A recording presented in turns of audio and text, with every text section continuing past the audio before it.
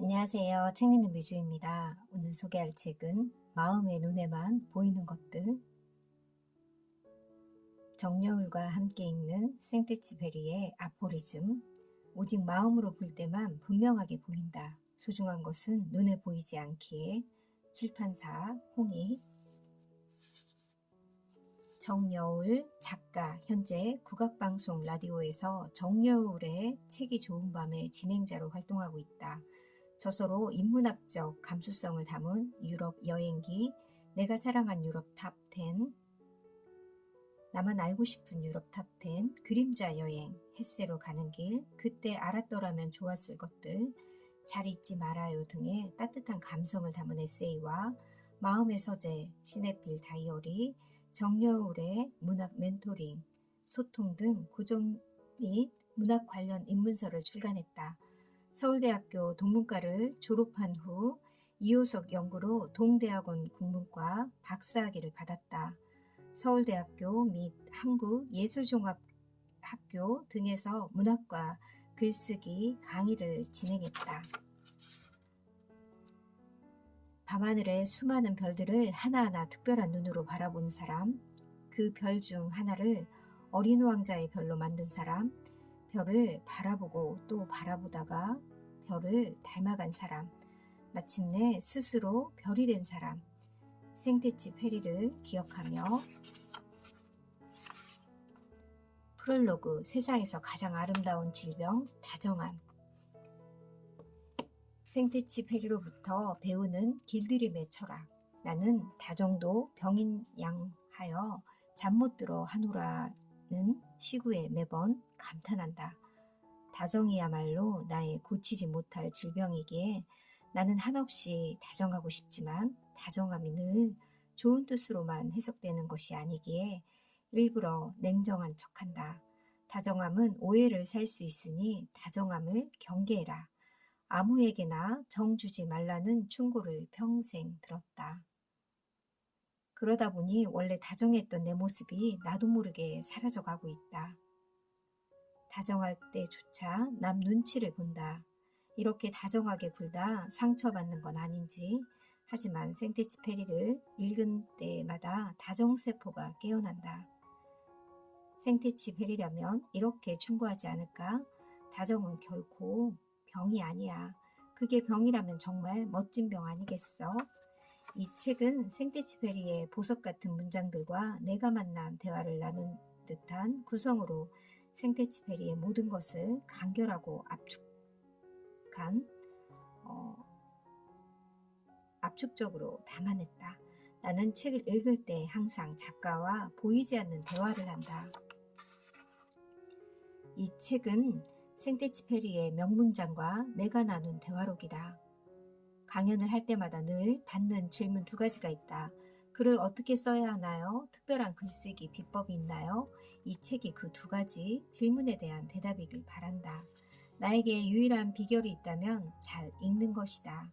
쓰기에 집착하여 읽는 일에 소홀하면 당장 탈이 난다. 한 작가의 작품 전체를 천천히 읽다 보면 그가 행간의 여백에서 말하지 못한 진실들까지 천천히 더듬어 가다 보면 어느새 무덤 속에 그와 꺼리낌 없이 대화하고 있는 나를 발견한다. 밤하늘의 수많은 별들을 하나하나 특별한 눈으로 바라본 사람, 그 별 중 하나를 어린 왕자로 별로 만든 사람, 별을 바라보고 또 바라보다가 별을 닮아간 사람, 마침내 스스로 별이 된 사람, 생테치 페리를 기억하며 온 세상을 장밋빛 다정함으로 물들이고 싶은 이 세상 모든 왕자들의 눈물겨운 사랑을 힘차게 응원하며.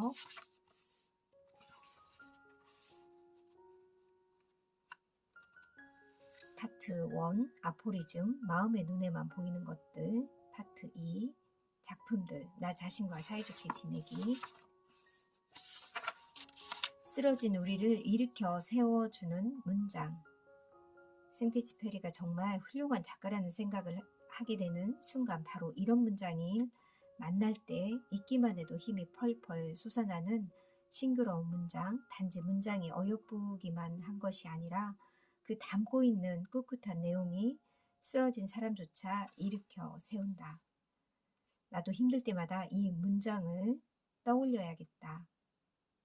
누군가를 사랑하는 일이 지구를 들어 올리는 것보다 더 힘들게 느껴질 때마다 나보다 먼저 이 길을 걸어갔던 수많은 사람들을 인내와 망설임, 서름과 외로움, 그리고 마침내 그 길을 끝까지 걸어갔을 때의 눈부신 쾌감을 생각하며 끝까지 견디고 싶다.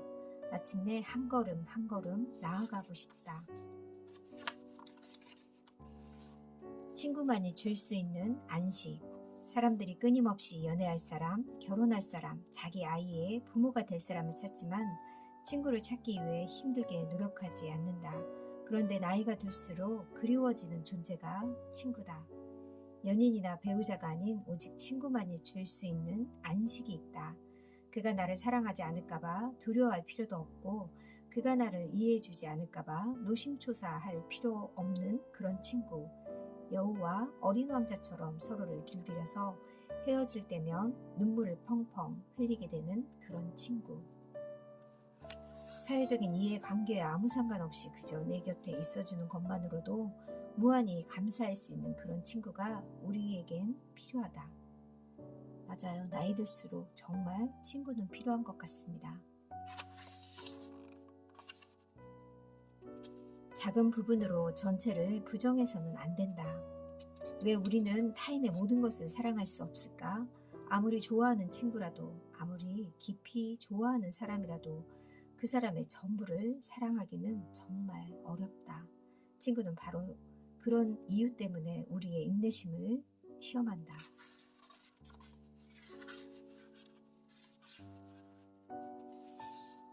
무한히 따스한 영혼의 바다.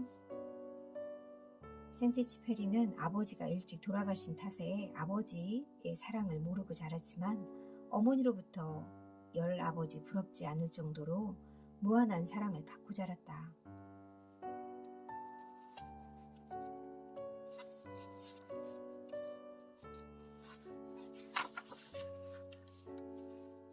나를 아프게 하는 사람이 가장 소중한 인연이다. 인정하기 싫지만 진실이다. 길들인다는 것은 외로움을 나누는 것. 생테치페리는 마주치는 모든 낯선 것들을 길들이려 한다. 그 길들임은 너를 나에게 맞추는 것이 아니라 너와 나 사이에 어떤 끊을 수 없는 매듭, 보이지 않는 끈을 만드는 것이다. 외면할 수 없는 존재, 언제나 걱정하고 돌보고 싶은 존재가 됨으로써 삶의 의미는 더욱 커지고 깊어지고 따스해지니까. 남편의 심장에서 살 수만 있다면 생테치페리는 좋은 남편은 아니었지만 사랑스러운 연인이었다. 주변 사람들은 두 사람의 결혼을 반대했지만 그들은 행복했다. 아내 콘수엘로는 수많은 밤 남편을 하염없이 기다렸을 것이다. 우편기를 타고 하늘 높이 날아오는 남편이 제발 무사히 돌아오기를 기도하고 또 기도했을 것이다. 마지막 비행, 생테치페리가 마지막으로 비행을 떠났을 때 당시 상황은 좋지 않았다. 제2차 세계대전 중이었고 그는 군인이었으며 전시의 공군 조종사로 일하기에 많은 나이였다. 생테치페리의 아내 콘수엘로는 남편을 향한 사랑과 함께 언제나 자신도 모르게 마지막을 준비해야 하는 조종사의 아내로서 홀로 견뎌야 했던 온갖 기다림의 고통이 눈물겹게 담겨있다.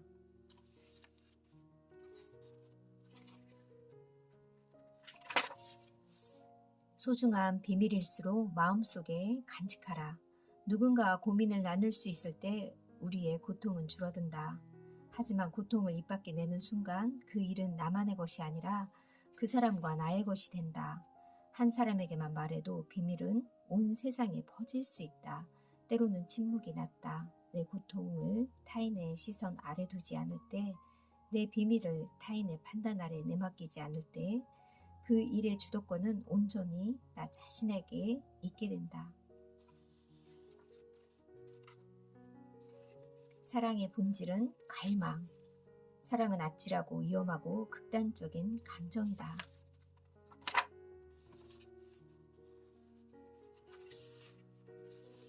마음의 상처를 받지 않는 방법. 나는 오랫동안 마음의 상처를 받지 않는 방법을 연구해왔다. 누군가 의도적으로 상처를 주지 않을 때조차 걸핏하면 타인의 사소한 몸짓이나 표정에서 상처를 받는 성격을 고치고 싶어서였다. 상처를 피한다는 것은 사랑으로부터 도망치는 것이고 타인의 관심으로부터 도망치는 것이고 결국 인생 자체로부터 도망치는 것이다. 상처받지 않기 위해 몸부림치다 보면 인생 세상이 모든 내 곁에서 멀어지게 되어 있다. 상처 따위에 기죽어선 안 된다. 나는 내 상처보다 훨씬 깊고 크고 넓은 사람이다.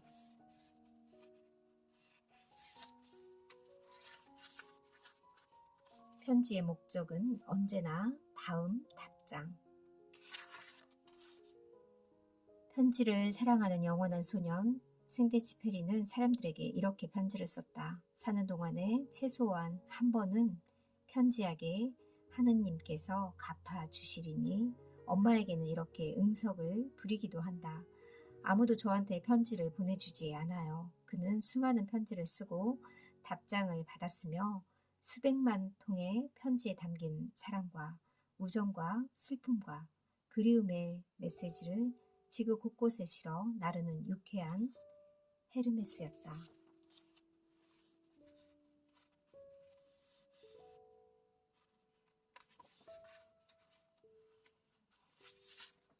자기를 닮은 슬픔. 슬픔은 참 이상하다. 슬플 때 기쁜 것을 보면 왠지 모를 이물감이 드는데 내가 슬플 때 나보다 더 슬픈 것을 보면 마치 구세주를 만난 듯 반갑고 애틋하다. 슬픔을 기쁨으로 덮기보다는 내 슬픔을 타인의 슬픔에 비추어 서로 다른 슬픔들이 지닌 뜻밖의 닮음을 깨닫는다. 그렇게 나와 닮은 슬픔, 나보다 더한 슬픔을 보는 것이 사탕 발림식 위로보다 더 깊은 치유의 열쇠가 되어준다. 매일 해지는 풍경을 10분만 아니 5분만 홀로 바라볼 수 있는 마음의 여유를 가진다면 우리 삶은 분명 달라질 것이다. 더 다사롭게, 더 그윽하게 서로를 바라보는 마음의 눈이 떠질 것이다. 우리는 오랜 시간이 지나서야 깨닫는다. 사랑하지만 도망치고 싶을 때가 있다. 그가 나에게 원하는 것을 나는 다 들어줄 수 없을 때, 나는 그럴 만한 힘이 없는 존재라는 것을 털어놓을 수가 없을 때, 사랑하지만 도망치고 싶다. 한 번 더 그를 돌봐주고 한 번 더 그의 안부를 물어보주는 것임을, 한 번 더 그를 향해 미소 짓고 한 번 더 그를 꼭 안아주는 것이었음을 그는 괜찮다고 했다. 내가 없어도 잘 견딜 수 있을 거라 했다. 하지만 그의 말을 듣지 말았어야 했다. 오랜 시간이 지나서야 깨닫는다. 입으로는 괜찮다고 말하면서도 그의 눈망울이 울고 있었다는 것을. 인간의 대지, 생데치 페리의 모든 것을 가장 간결하게 압축한 작품으로 꼽으려면 나는 인간의 대지를 택하고 싶다. 인간의 대지는 때로는 지극히 철학적인 에세이처럼, 때론 박진감 넘치는 논픽션처럼, 때로는 그 자체로 더없이 다채롭고 풍요한 이야기거리를 가진 소설이다. 인간의 대지 중에서 내가 가장 열광하는 이야기, 기요메의 기적적인 생還에피소드다. 겨울철에 한번 들어갔다 하면 살아 돌아오는 사람이 없었다는 안데스 산맥, 그곳에서 조난당한 베테랑 조종사 기요메는 절박한 순간에 자신도 모르게 스스로의 한계를 뛰어넘어 살아남게 된다. 내가 반드시 살아 돌아가서 내 아내를, 나를 기다리다가 초주검이 된 사람을 구해야 한다고 생각한다. 기요메는 조난자이자 구원을 기다리는 자였지만 스스로를 구원자로 역전함으로써 인간의 한계를 뛰어넘는다. 그는 영하 40도에 육박하는 살인적인 추위 속에서 걸을 때마다 발이 계속 부어오르는 상황에서도 칼끝으로 구두 속을 조금씩 잘라냄으로써 점점 부어가는 발을 신발 안쪽으로 기어이 구겨 넣는다. 아내가 보험금을 타려면 자신의 시체가 발견되어야 하는데 안데스의 이름 모를 능선에서 죽어버린다면 실종자로 분류되어 최소한 4년간 보험금을 받을 수 없게 된다. 남편도 잃은 아내의 생계가 어려워질 것을 생각하니 도저히 죽을 수 없다고 생각한 것이다. 한번 갇히면 누구도 살아 돌아오지 못한다는 그 험난한 안데스의 눈보라에서 그는 자신의 고통보다 아내의 고통이 더 클 거라고 생각했던 것이다. 최악의 경우 자신이 죽더라도 자신의 시체가 구조대의 눈에 잘 띄도록 높은 바위 위에 올라갈 수 있기를 바란다. 조난당한 기욤에는 오히려 인간의 대지에서 자신을 기다리며 피가 말라가는 살아있는 사람들의 조난자로 생각함으로써 이 세상 그 누구보다 강인해질 수 있었던 것이었다. 이 기욤의 마음이 참 너무나 간절하고 아내를 생각하는 그 마음이 지극하다는 생각이 들었습니다.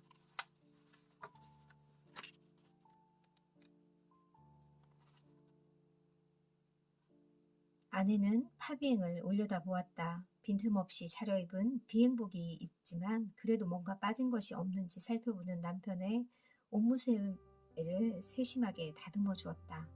당신 정말 최고로 멋지네. 아내는 파비행이 정성스럽게 머리 빗는 모습을 보면서 말했다. 별들에게 잘 보이려는 거야? 늙어가는 것처럼 보이기 싫어서 그래.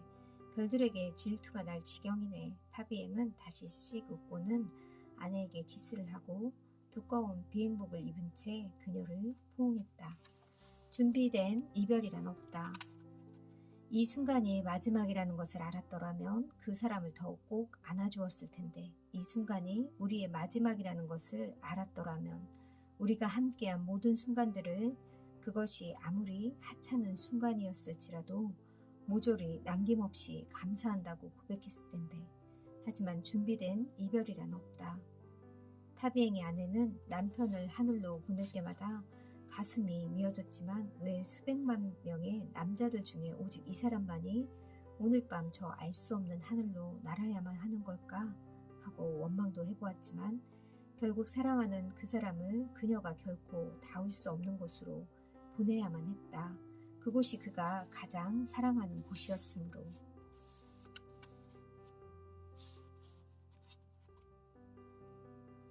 파비행은 결심한다. 상중턱에 부딪히는 한이 있더라도 일단 착륙을 시도해보지만 연료는 거의 떨어지고 통신은 끊겼다. 어디로 가야 할지, 어디쯤에 아주 작은 인간의 불빛이라도 있을지 아무것도 알 수 없었다.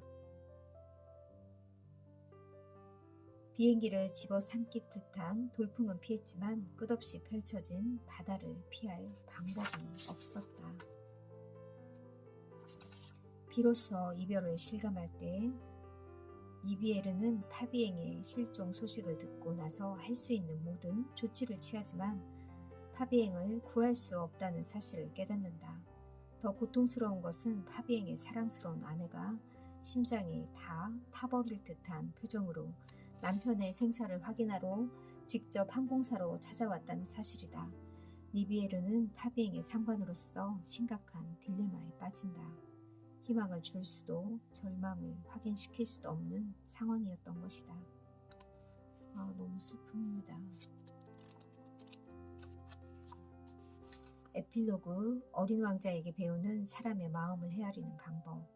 소통에 실패하는 대부분의 원인은 이렇게 나와 상대방의 마음을 비교하는 시선에서 시작된다. 상대방은 별로 노력하지 않았는데 나만 죽도록 애쓴 것만 같은 억울한 마음 때문에 우리는 더 이상 소통을 위해 노력하지 않게 되어버린다. 그런데 조금만 더 주위를 살펴보면 이런 문제로 고생하는 것이 나뿐만이 아님을 알게 된다. 모두가 소통 때문에 어려움을 겪고 있다. 이를 진척시키거나 관계를 유지하기 위한 최소한의 소통은 그럭저럭 해내지만 왜 나는 이토록 늘 외로운 것일까 고민하는 사람들이 많다. 나는 최근에 남녀노소가 가장 오랫동안 사랑받은 작품 가장 광범위하게 사람들의 공감을 얻은 작품을 찾아보다가 그 완벽한 사례가 바로 어린 왕자임을 깨닫게 되었다. 어린 왕자는 매우 쉽고 감동적이어서 작품을 쓰는 과정도 자연스럽고 수월하지 않을까 착각하게 된다.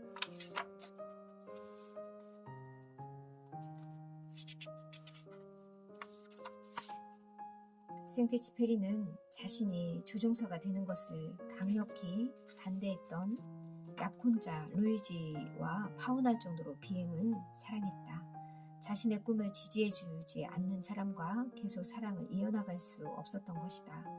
이후 그는 콘수엘로라는 이해심 많은 여인과 결혼하고 조종사의 꿈을 마침내 실현한다. 그는 작가가 되기 전 우선 훌륭한 조종사가 되어야 했다. 하늘을 나는 비행기를 조종하는 흔치 않은 경험이 그에게는 작가 생활의 자양분이 되어주는 것이다.